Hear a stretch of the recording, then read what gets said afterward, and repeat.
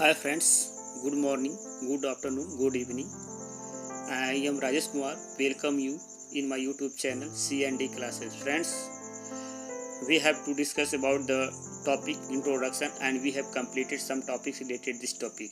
So friends, remaining heading I have to discuss now today.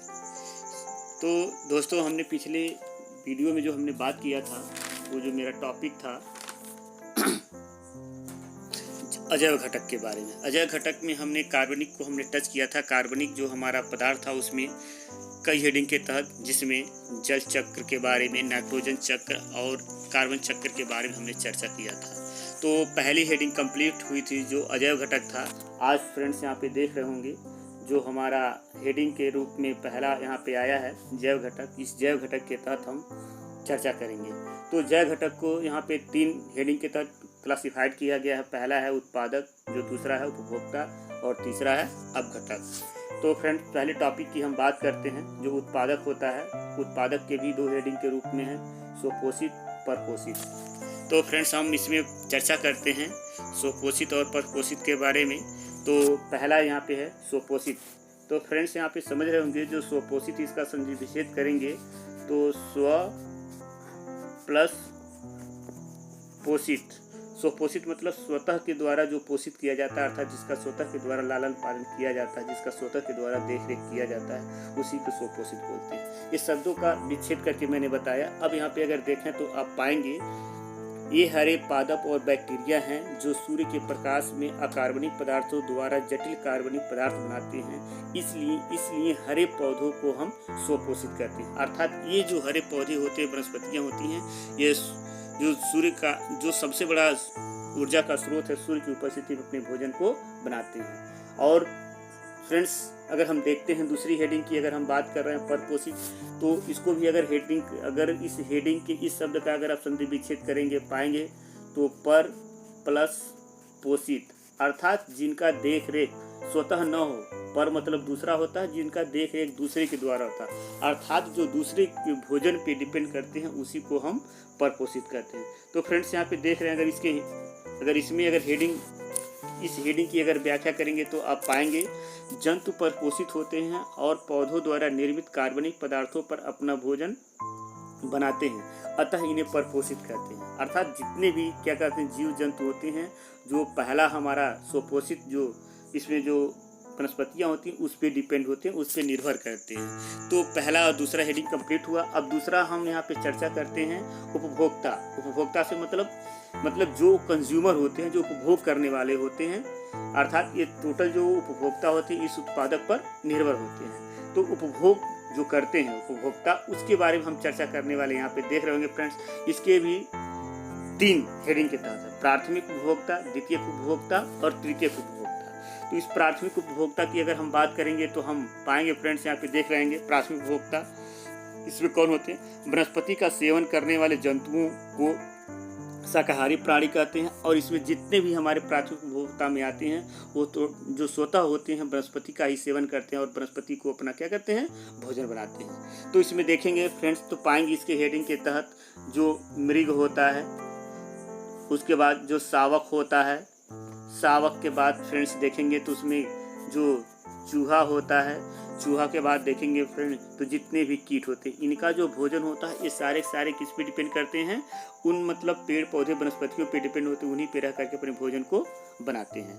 अब हम दूसरे की बात करते हैं जो द्वितीयक उपभोक्ता है। द्वितीयक उपभोक्ता की अगर बात करते हैं तो पाते हैं इसमें वे मांसभक्षी अर्थात मांस खाने वाले जंतु होते हैं जो शाकाहारी प्राणियों का भक्षण करते हैं। अर्थात वे जो प्राथमिक उपभोक्ता जो अपना भोजन वनस्पतियों से बनाती हैं, वो अपने जीवन को निर्वहन करती हैं। तो ये द्वितीयक उपभोक्ता वाले उन कह सकते हैं मृग को, अर्थात जो अपना भोजन घास फूस को बनाते हैं, उनका द्वितीयक उपभोक्ता मांसभक्षी के रूप में प्रयोग करते हैं। फ्रेंड्स अगर इसका एग्जाम्पल देते हैं द्वितीयक उपभोक्ता का तो पाते हैं इसमें हमारा पहला हो जाएगा सांप। सांप कभी घास फूस नहीं खाता है, वनस्पतियाँ नहीं खाता है।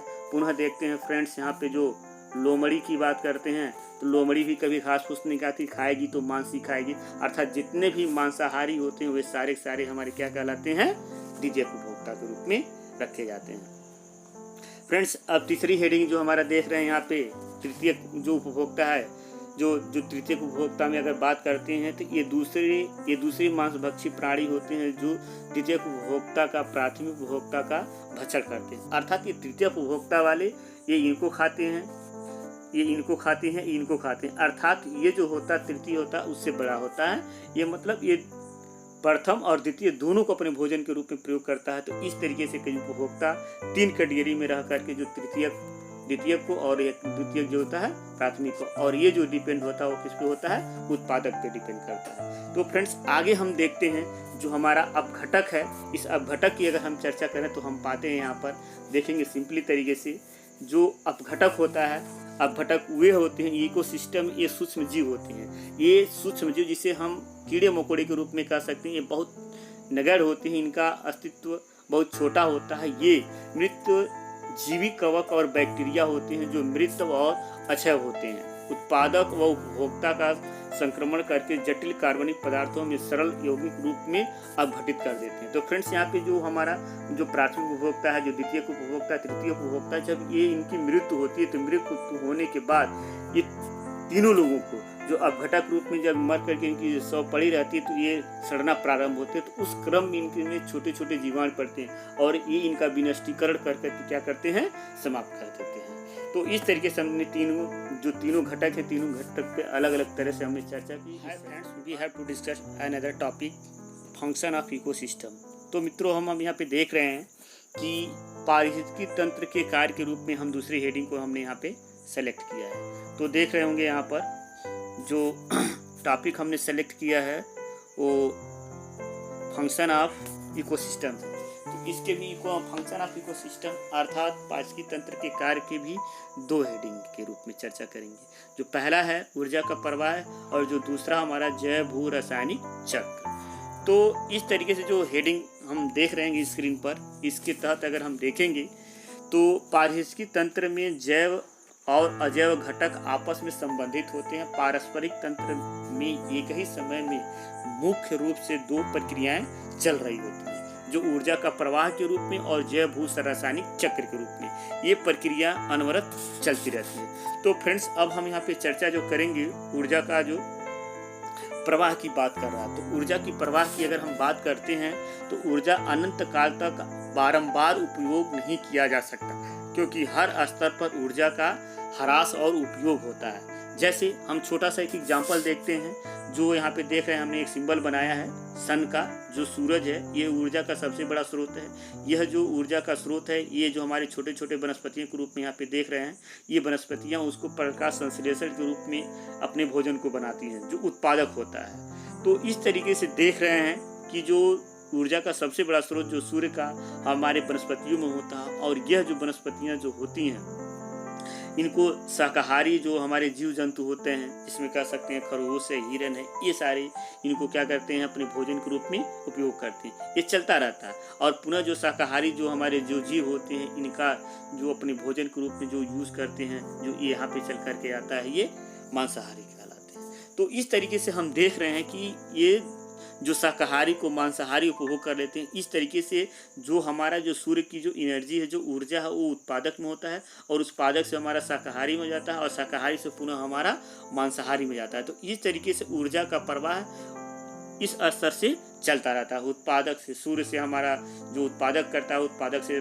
शाकाहारी होता है, शाकाहारी से पुनः मांसाहारी, इस तरीके से चलता रहता है। तो फ्रेंड्स हम देख रहे हैं इस बीच में ऊर्जा का जो ऊष्मा के रूप में कार्य करने की यांत्रिक ऊर्जा के रूप में उपयोग और ह्रास हो जाता है। सामान्यतः कुल ऊर्जा का 90% हर स्तर पर उपयोग हो जाता है और 10% अगले स्तर पर स्थानांतरित होता रहता है। अर्थात पूर्णतः इसको हम ट्रांसफ़र नहीं कर पाते हैं, कुछ ही हम कर पाते हैं, लेकिन जो 90% और 10% का जो आंकड़ा है, इसमें ऊर्जा का क्या होता है, क्षति होता रहता है। फ्रेंड्स आगे हम बात करते हैं यहाँ पे जैव भू रासायनिक। अब इसकी बात अगर हम करते हैं तो जो रासायनिक हमारे जो पदार्थ द्वारा संश्लेषित किए जाते हैं, ये उपभोक्ता द्वारा खा लिए जाते हैं। अर्थात अब सिंपली सी चीज़ समझ रहे होंगे, जो उत्पादक यहाँ पे इसको एनर्जी स्टोर करता है, उसको हमारे क्या करते हैं, ये दोनों मिल करके क्या करते हैं, उसको फिनिश कर जाते हैं। तो अब हम देखेंगे पृथक करने वाले जो हमारे डिकम्पोजर होते हैं, अर्थात जो जो ये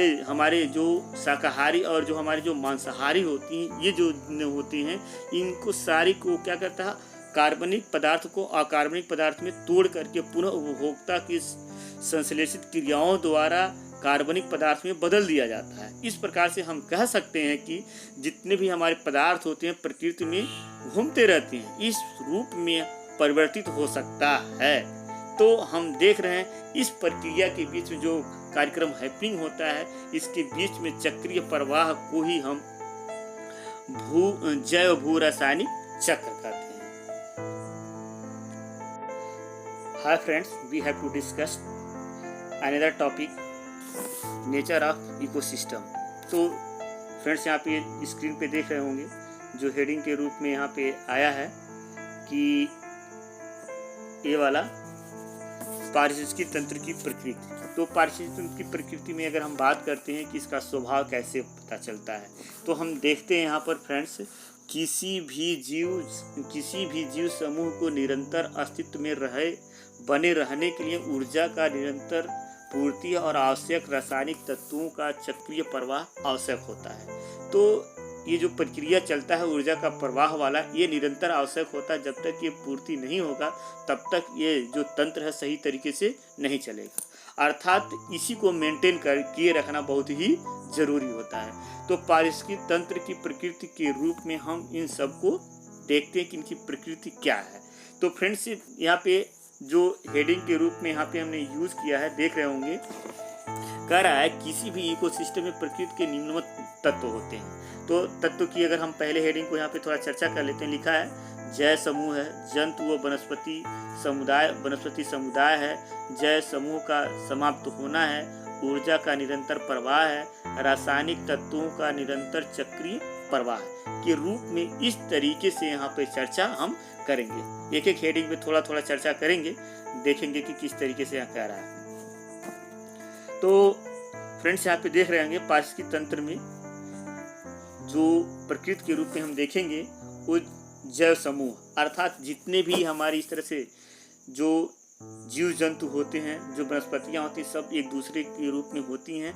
तो हम सिंपली सी देखेंगे, अगर हम वनस्पति की बात करते हैं तो बड़े पैमाने पे जब उनके अनुकूल में जब परिस्थितियाँ मिलती हैं तो सारे जैसे पेड़ पौधे एक रूप में पाए जाते हैं। पुनः अगर देखते हैं एक समूह के रूप में जितने भी जीवधारी होते हैं एक जगह निरंतर एक दूसरे पे आश्रित रहते हैं। जैसे जब खेतों में किसान खेत जोतता है तो उसके पीछे जब जुताई होता है तो इसके पीछे जब वो मिट्टी नीचे से ऊपर जाती है तो उसके पीछे बगुले होते हैं, कौवे होते हैं, उनके भोजन के रूप में मिलता रहता है। तो किसान अपना काम करता है और वहाँ पे उनको अपने भोजन के रूप में मिल जाते हैं। तो जितने भी एक दूसरे पे आश्रित होते हैं सब एक समूह के रूप में पाए जाते हैं। पुनः कह रहा है जंतु व वनस्पति समुदाय, जंतु व वनस्पति, तो इसकी इतनी घनिष्ठ प्रकृति होती है, इतनी घनिष्ठ मतलब सामंजस्य होता है। जो जंतु होते हैं और जो वनस्पति होती है सब एक दूसरे के समुदाय में एक दूसरे पर आश्रित होते हैं और सब एक दूसरे के साथ मिलकर के अपने क्रियाकलाप को करते रहते हैं। दोनों एक दूसरे के पूरक के रूप में कार्य को रह करके करते हैं। जय समूह का समाप्त होना, जय समूह का समाप्त होना, तो तात्पर्य यहाँ पे देखेंगे जब यह प्रक्रिया सटीक रूप में नहीं हो पाएगी, मतलब एक मानक के रूप में जब नहीं हो पाएगा तो इसमें जब दोनों में ह्रास होता है तो एक का अस्तित्व खतरे में हो जाता है। तो जय समूह का समाप्त होना इस तरीके से प्रकृति की तरफ भी इंडिकेट करती है। चौथे की अगर हम बात करते हैं ऊर्जा का निरंतर प्रवाह, ये भी चाहे जैव घटक हो चाहे अजैव घटक हो, दोनों में ऊर्जा का प्रवाह निरंतर चलता रहता है। ये अगर ये चल रहा है तो प्रकृति में जितने भी हमारे पारिस्थितिकी तंत्र हैं एक दूसरे के साथ सटीक रूप में चलते रहेंगे और जहाँ पे भी थोड़ा इनमें से डिसबैलेंस होता है तो निश्चित रूप में एक दूसरे का अस्तित्व का समाप्त होना माना जाएगा। फ्रेंड्स, यहाँ पे हम अगली हेडिंग जो हमारा लिखा है रासायनिक तत्वों का निरंतर चक्रीय प्रवाह। तो फ्रेंड्स 100% इस बात से नकारा नहीं जा सकता कि जितने भी हमारे जो ऊर्जा का जो सबसे बड़ा स्रोत जो सूर्य है उससे जो तत्व मिलते हैं कार्बन के रूप में जितने भी आते हैं प्रत्येक को तोड़ करके एक नए तत्व के रूप में चलता रहता है। इस तरीके से चक्रीय वहाँ पे एक दूसरे के साथ एक दूसरे पे मिलता जुलता और क्या कहते हैं एकदम चक्र के रूप में चल करके ऊर्जा का प्रवाह एक में दूसरे में ट्रांसफर होता रहता है। जैसे सूर्य का जो एनर्जी है वो वनस्पतियों में, वनस्पति का जो कह सकते हैं कि शाकाहारी में, और शाकाहारी की अगर बात करते हैं तो सीधे मांसाहारी में, और मांसाहारी का अगर बात करते हैं जब उसका मौत होता है तो उसके शरीर को, उसके बॉडी को डिकम्पोज करके, अपघटित करके उसको पुनः क्या किया जाता है, उसी सॉइल में मिला दिया जाता है। हाँ friends, we have to discuss another topic, that topic is food chain in ecosystem. तो हम यहाँ पे देख रहे हैं कि जो फूड चेन इन इकोसिस्टम में, इसकी जो हिंदी है फ्रेंड्स देख रहे होंगे स्क्रीन पर, पारिस्थितिकी तंत्र में खाद्य श्रृंखला।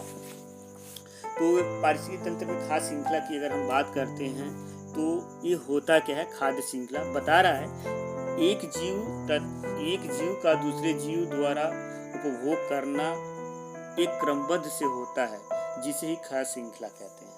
तो जितने भी प्रकार के जीव जंतु होते हैं सब एक दूसरे पर आश्रित होते हैं, तो ये क्रमबद्धता जो होती है यही खाद्य श्रृंखला कहलाती है। जैसे कि हम देख रहे हैं जो सबसे बड़े जो ऊर्जा के स्रोत के रूप में अगर बात करते हैं तो सूर्य होता है, और सूर्य का जो ऊर्जा होता है हमारे जितने भी हमारे पेड़ पौधे होते हैं, वनस्पतियाँ उसको ग्रहण कर करके क्या करती हैं, पैदा होती हैं।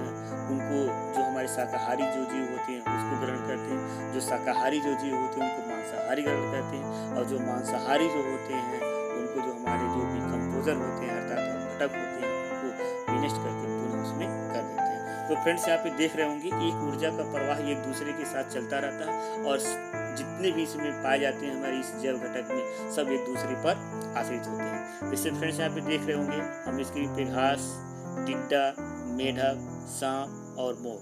तो ये देख रहे हैं एक श्रृंखला है फ्रेंड्स। यहाँ पे इस श्रृंखला के में थोड़ा सा देखें हमारा डिसऑर्डर हो गया है।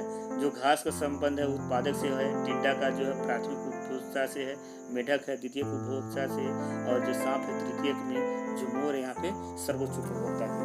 तो इन उपभोक्ता का कैटेगरी अगर हम देखते हैं तो जो घास होता है, जो सूर्य आप देख रहे होंगे, जो सूर्य होता है उससे जो हमारा क्या करते हैं, ये घास हमारा क्या करता है, भोजन ग्रहण करके बड़ा होता है, और इन घास जो होता है घास को हमारे टिड्डा क्या करते हैं, सेवन करते हैं और भोजन के रूप में लेते हैं। मतलब जो ये टिड्डा होता है, इस टिड्डे के जो होते हैं मेढक होते हैं, और जो मेढक जो होता है वो मेढक जो होते हैं वो सांप का भोजन बनते हैं, और जो सांप को देखे होंगे हमेशा जो दोनों में दुश्मनी होती है मोर और सांप का।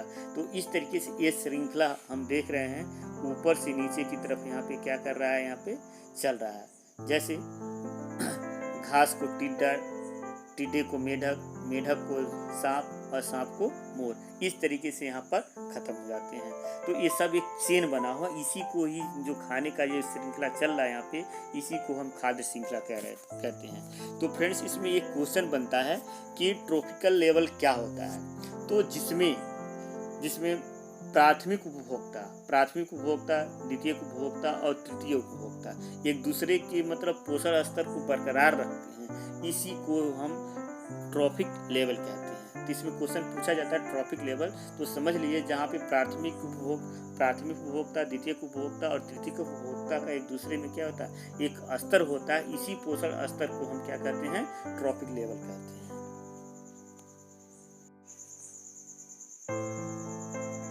So learners, we have to discuss another topic. That topic name is types of food chain. Types of food chain. जो टाइप्स ऑफ फूड चेन होते हैं इसी को हम खाद्य श्रृंखला के प्रकार के रूप में अध्ययन करते हैं। तो जो खाद्य श्रृंखला होता है इसमें पहला जो हमारा ये है, इसकी जो कैटेगरी होती है वो 3 रूपों में हम कहते हैं। तो फर्स्ट स्टेप, सेकेंड स्टेप और थर्ड स्टेप। देख रहे होंगे फ्रेंड्स यहाँ पे क्या है, 3 स्टेप में पहला है, 4th स्टेप है और 5th स्टेप है। तो इस स्टेप की अगर हम चर्चा करें अलग अलग तो हम पाते हैं यहाँ पे जो 3 हमारे प्रकार हैं, इसमें जो 3 स्टेप में जो हमारा पहला जो ये श्रृंखला पूरा होता है इसमें 3 स्तर से निकलता है।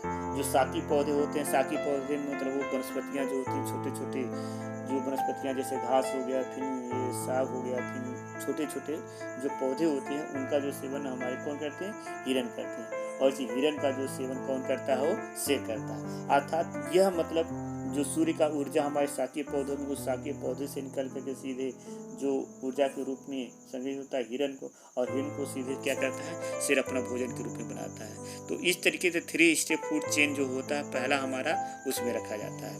फ्रेंड्स, पुनः अगर हम बात करते हैं जो सेकेंड स्टेप की बात करते हैं, उस सेकेंड स्टेप में जो होता है 4 स्टेप यहाँ होता है, 4 स्टेप भोजन, अर्थात इस दूसरे श्रृंखला में इसमें 4 जीवों के द्वारा ये हमारा जो फूड चेन सिस्टम कंप्लीट होता है।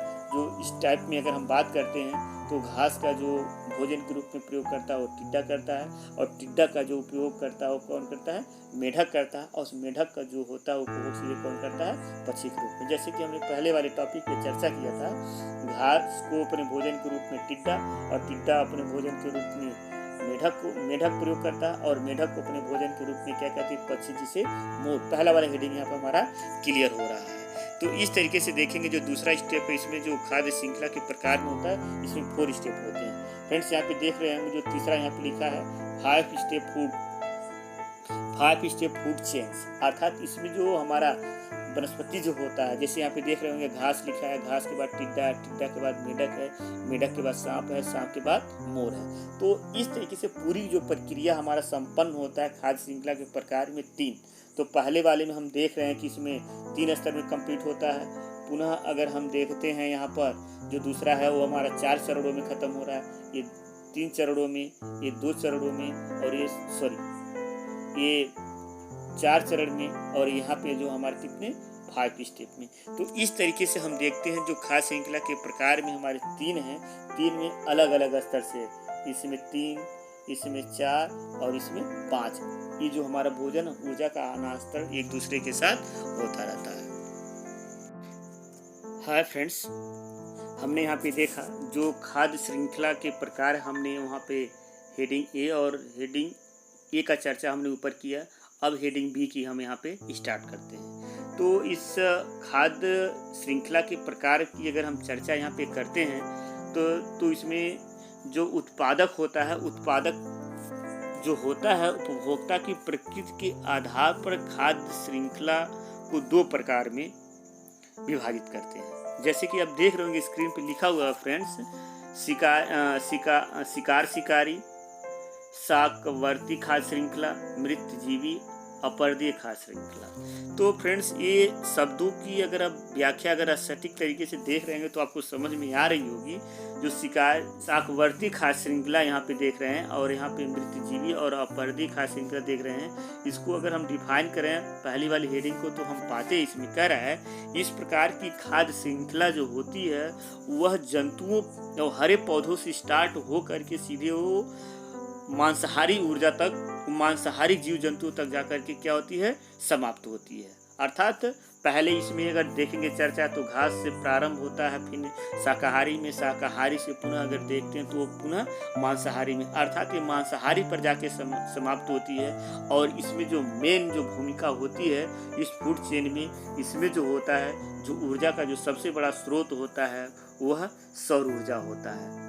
तो इसमें मुख्य भूमिका सौर ऊर्जा की होती है, जो हमारा शिकार शिकारी और शाकवर्ती श्रृंखला होता है, क्योंकि इसमें जो छोटे छोटे वनस्पतियाँ होती हैं वो सीधे अपने भोजन को सूर्य से प्राप्त करके क्या करती हैं, बनाती हैं, और वह वनस्पतियों में से सीधे शाकाहारी जीवों में, शाकाहारी जीवों से सीधे वो किसमें, मांसाहारी में जाता है। तो इस तरीके से सौर ऊर्जा ही इसमें बहुत बड़ा भूमिका अदा करता है।